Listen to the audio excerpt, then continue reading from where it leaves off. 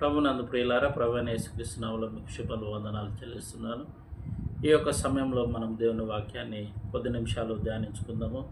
దానికి ముందు చిన్న ప్రార్థన చేసుకొని వాక్య ధ్యానంలోకి వెళ్దాం.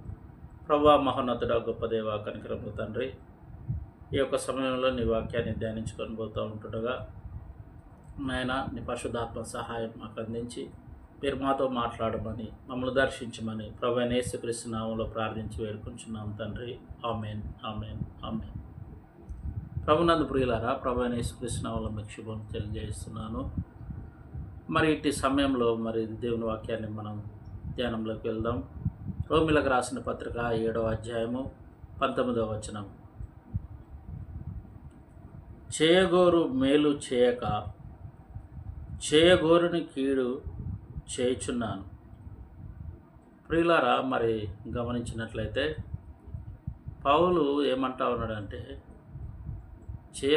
చేయాలని ఒక మేలు చేయాలని నేను అనుకుంటా ఉన్నాను, కానీ మేలు చేయలేకపోతా ఉన్నాను అని పౌలు చెప్తా ఉన్నాడు. ప్రియులారా, ప్రతి ఒక్క విశ్వాసి యొక్క జీవితంలో మేలు చేయాలని చూస్తూ ఉంటాడు, కానీ అప్పుడప్పుడు మనం చేయలేకపోతూ ఉంటాం. కారణం ఏమిటంటే పౌలు అంటా ఉన్నాడు, 17వ వచనంలో అంటా ఉన్నాడు, కావున ఇకను దాని చేయనది నాయందు నివసించు పాపమే కానీ నేను కాను అని పౌలు అంటా ఉన్నాడు. పౌలు మేలు చేయాలని చూస్తూ ఉన్నాడు, కానీ మేలు చేయలేకపోతా ఉన్నాడు. ఎందుకట? ఆయన యందు పాపం నివసించుతున్నది అని పౌలు చెప్తా ఉన్నాడు. ప్రియులారా, మరి ఆత్మీయంగా ఎదగాలనుకునే మన జీవితంలో కూడా ఇలా జరుగుతూ ఉంటుంది. గమనించండి ప్రియులారా, పౌలు యొక్క జీవితాన్ని మనం చూసినట్లయితే పౌలు యొక్క ఆత్మీయ స్థితి ఎంతో అత్యున్నతమైన స్థాయిలో ఉంటుంది. పౌలుకు కలిగిన ప్రత్యక్షతలు అనేకంగా ఉన్నాయి. 14 పత్రికలు రాసినాడు. 3వ ఆకాశమునకు కొనుపోబడ్డాడు. పౌలు యొక్క జీవితాన్ని మనము బేరీజు చేసుకున్నట్లయితే 1 కొరింథీయులకు రాసిన పత్రిక 11వ అధ్యాయం 1వ వచనాన్ని మనం గమనించినట్లయితే, నేను క్రీస్తును పోలి నడుచుకున్న ప్రకారం మీరు నాతో కూడా నన్ను పోలి నడుచుకున్నాడని పౌలు చెప్తా ఉన్నాడు. ఇది ఒక గొప్ప స్టేట్మెంట్ పౌలు ఇస్తా ఉన్నాడు. పౌలు క్రీస్తుని పోలి నడుచుకున్నాడు. మనం పౌలుని పోలి నడుచుకున్నట్లయితే క్రీస్తుని పోలి నడుచుకున్నట్టు అనే గొప్ప స్టేట్మెంట్ ఇస్తా ఉన్నాడు. ప్రభునందు ప్రియులారా, పౌలు కలిగిన ఈ యొక్క ఆత్మ ప్రత్యక్షతలు, పౌలు యొక్క ఆత్మీయ జీవితము ఎంతో ఉన్నతమైనది. ప్రతి ఒక్క విశ్వాసి పౌలులాగా ఆత్మీయ స్థితిలో ఎదగాలని కోరుకుంటా ఉంటాడు. పరిశుద్ధాత్మ చేత నింపబడిన ప్రతి ఒక్క వ్యక్తి పౌలులాగా ముందుకు సాగాలని కోరుకుంటూ ఉంటాడు. ప్రియులారా, పౌలు జీవితంలో ఇచ్చిన స్టేట్మెంట్ని మనం ఇవ్వగలుగుతామా? ఆలోచించినట్లయితే మనం ఇవ్వలేము. ఎందుకంటే మనము అక్కడనో ఇక్కడనో కొన్నిసార్లు పడిపోతూ లేస్తూ ఉంటాం. అవును ప్రియులారా, మన ఆత్మీయ జీవితంలో ఇది జరుగుతూ ఉన్నది. పౌలే అంటా ఉన్నాడు, నేను చేయవలసిన మేలు చేయాలనుకుంటున్నాను కానీ నేను చేయలేకపోతున్నాను అని పౌలు అంటా ఉన్నాడు. ప్రియులారా, మనం గమనించినట్లయితే 2 కొరింథీయులు 12వ అధ్యాయము 7వ వచనం మనం చూస్తే, నేను హెచ్చింపపోకుండా నిమిత్తము నా శరీరంలో ఒక ముళ్ళు నన్ను నలగొట్టుటకు సాతాను యొక్క దూతగా ఉన్నది అని పౌలు చెప్తా ఉన్నాడు. పౌలుకు కలిగిన ప్రత్యక్షతలను బట్టి పౌలు హెచ్చింపబోకుండానట్లుగా ఒక ముళ్ళు దేవుడు పెట్టి ఉన్నాడు. ప్రియులారా, మనం గమనించినట్లయితే మన యొక్క ఆత్మీయ స్థితిలో మనం ఉప్పొంగకుండా మనం పడిపోకుండా ఉండకుండా మనల్ని మనము సరిచేసుకోవడానికి దేవుడు ఒక ముళ్ళు పెడతా ఉంటాడు. ప్రియులారా, మనం గమనించినట్లయితే మన ఆత్మీయ స్థాయిలో ఉన్నప్పుడు సాతాను మనల్ని పడదోయాలని చూస్తూ ఉంటాడు. దావీదు భక్తుని యొక్క జీవితం మనం గమనించినట్లయితే, దావీదు దినమునకు 3 మార్లు దేవునితో సమయాన్ని గడిపేవారు. 3 మార్లు అంటే తన జీవిత కాలం అంతా దేవునితో గడిపేవాడు. అలాంటి దావీదు భక్తుడు, దేవుడు అన్నాడు దావీదు నా హృదయానుసారుడని దేవుడు సాక్ష్యం ఇచ్చినాడు. మరి అలాంటి దావీదు భక్తుడు ఒకానొక దినమున బెత్షెబతోనే పాపంలో పడిపోయినాడు. ప్రియులారా, ఎంతో ఆత్మీయ స్థితి ఉన్న ఆ దావీదు మరి పడిపోవడము చూస్తే మనకు చాలా బాధ అనిపిస్తూ ఉంటుంది.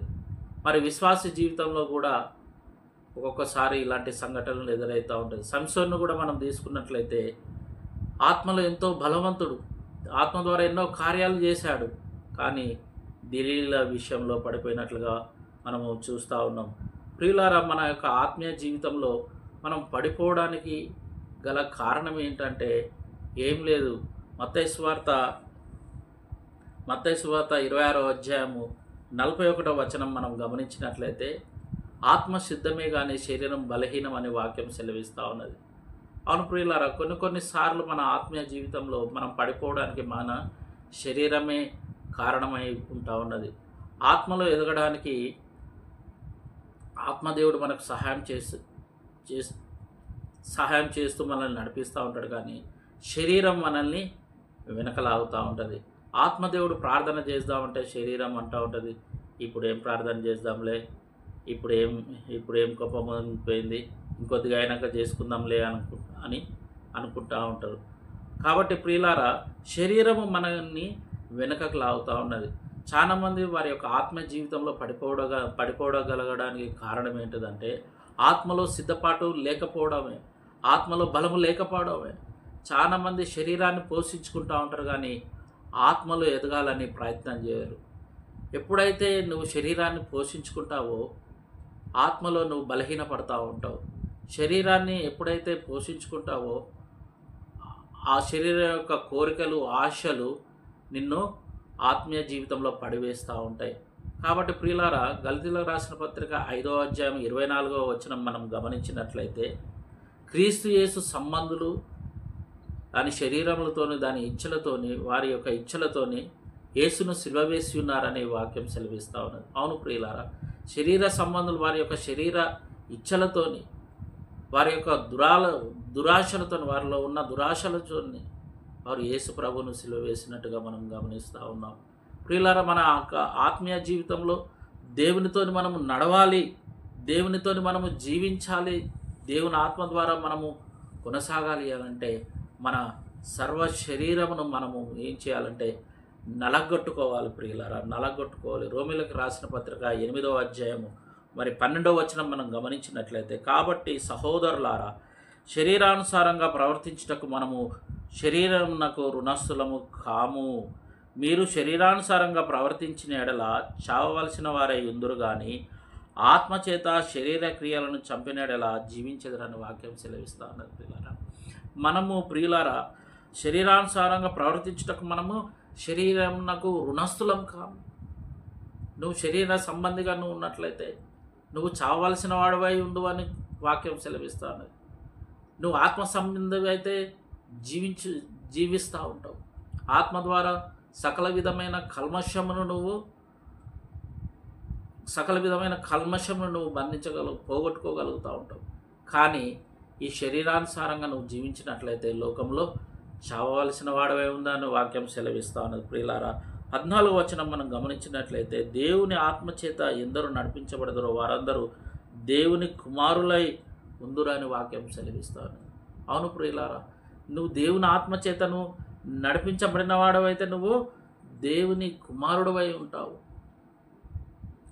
దేవుని ఆత్మలో నువ్వు ఆత్మలో ఎదగడము, దేవుని ఆత్మ ద్వారా నడవడము ఏదైతే జరుగుతూ ఉన్నదో ఆ దేవుని ఆత్మ ద్వారా నువ్వు శరీర క్రియలను నువ్వు చంపేస్తూ ఉంటావు. ప్రియులారా, ఎప్పుడైతే నువ్వు దేవుని ఆత్మ ద్వారా నడుస్తావో, ఎప్పుడైతే నువ్వు దేవుని ఆత్మలో నువ్వు ఎదుగుతావో అప్పుడే దేవుని కొరకు నువ్వు జీవించగలుగుతూ ఉంటావు. ప్రియులారా, లేనట్లయితే నీవు పడిపోయే పరిస్థితి ఉంటా ఉన్నది.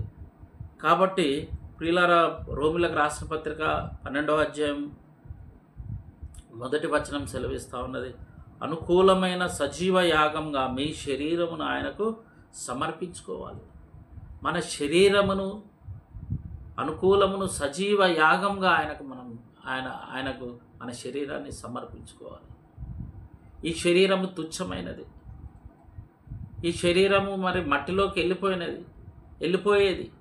ఈ శరీరం మీద మనము ఆశలు పెంచుకోవద్దు. ఒక ధనవంతుడు అంటా ఉన్నాడు, కోట్లలో మరి ధాన్యం కూర్చుకొని నా ప్రాణమా తినుము తాగుము సుఖించుమని అంటా ఉన్నాడు.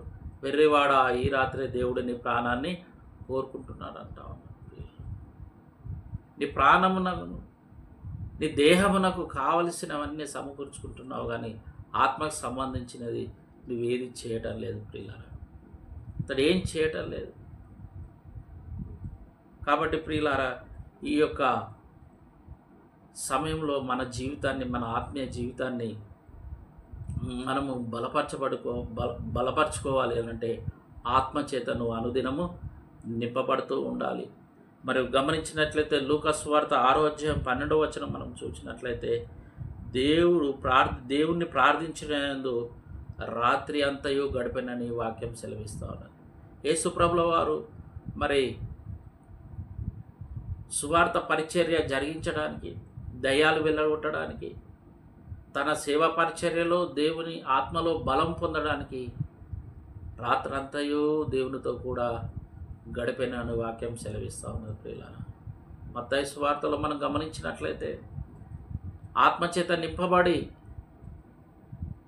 మరి సాతానును ఓడించినట్లుగా అక్కడ మనం చూస్తూ ఉంటాం ప్రియులారా. ఈ యొక్క సమయంలో దేవునితో నువ్వు నడవాలని నీ ఆశ, దేవుని ఆత్మలో ఎదగాలని నీ ఆశ, నువ్వు ఆశపడినట్లయితే నీ శరీరాన్ని నువ్వు చంపుకోవాలి. నీ శరీరాన్ని నువ్వు మరి విరగొట్టుకోవాలి. ఎప్పుడైతే నీ శరీర ఆశలను, కోరికలను చంపుకుంటావో పౌలు వలె నీవు ఆత్మలో ఎదిగి దేవుని కార్యాలు చేయుటకు నువ్వు సిద్ధంగా ఉంటావు. అట్టి కృప దేవుడు మనకు అనుగ్రహించునుగాక. ఆమెన్.